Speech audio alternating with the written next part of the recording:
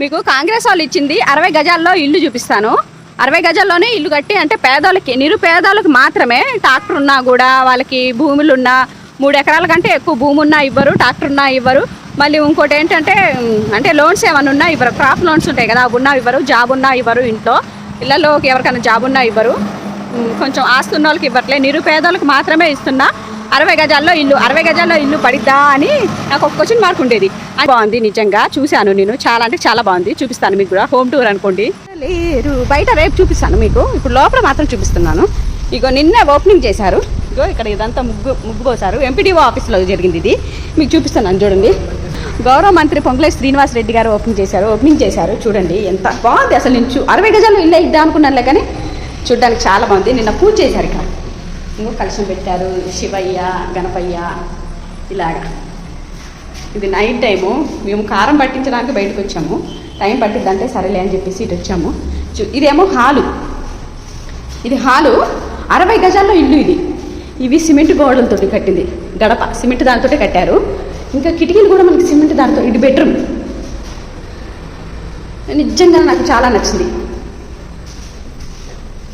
ఇవి కూడా సిమెంట్ తోటే. విండో, 2 విండోస్ వచ్చినాయి. ఇది బెడ్రూమ్. వాష్రూమ్ సింగిల్ బెడ్రూమ్లో నుంచి అటాచ్డ్ బాత్రూమ్. ఇది స్నానాల గది కేవలం. టాయిలెట్స్ ఏమో బ్యాక్ సైడ్ ఇచ్చారు, అది కూడా డోర్ ఉంది ప్రత్యేకంగా.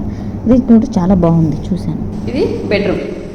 అసలు బెడ్రూమ్, హాలు, వాష్రూమ్ కూడా లోపటే ఉంది మనకి. ఇప్పుడు ఆడవాళ్ళకి ఎంతో ఇష్టమైన కిచెన్ చూడండి. ఇది కిచెన్. 60 గజాల్లో ఇల్లు అంటే 60 గజాల్లో కూడా ఇల్లు కట్టొచ్చు. చూడండి కిచెన్ కూడా ఎంత పెద్దగా ఉంది. చిన్నగా ఏం లేదు, పెద్దగా ఉంది.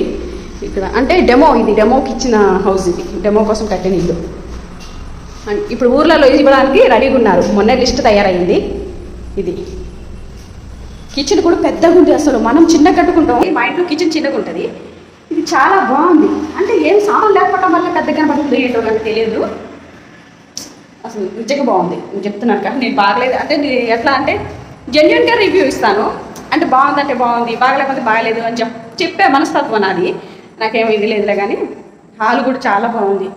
60 గజాల్లో ఇల్లు పడిద్దా అనుకున్నాను. నిజంగా ఇల్లు పడిద్దా అనుకున్నానులే, కానీ ఇంత బాగుంది ఏంటి అసలు.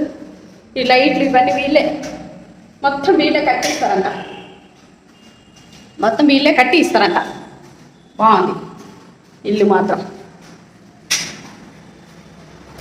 అంటే నేనే వేసాను ఇవి. ఇప్పుడు నేనే బంద్ చేసి వెళ్ళాలి, ఎందుకంటే నేను వేసాను కాబట్టి నేను బంద్ చేయాలి. అది నా బాధ్యత.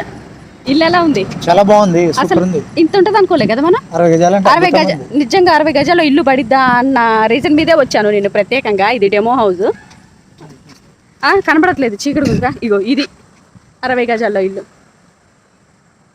అసలు ఎంత బాగుందో. ఇంత బాగుంటుంది అనుకోలే నిజంగా నేను కదా. అసలు ఒక ఫ్యామిలీ ఉండిపోవచ్చు. అంటే భార్యాభర్తలు, 2 పిల్లలు మంచిగా ఉండిపోవచ్చు ఇంట్లో. అంత బాగుంది. అంతకుమించి పెద్దోళ్ళు అంటే ఎక్కువ మంది అయితే ఉండలేరు. ఇల్లు మాత్రం ఎన్నిసార్లు చెప్పినా బాగుందండి. నాకు భలే నచ్చింది. బాగుంది కదా. అసలు ఇంత ఉంటుంది అనుకోలేదు. అసలు నేను మర్చిపోలేకపోతున్నాను. ఇప్పుడు ఇదే ఆలోచనలో వచ్చింది నాకు.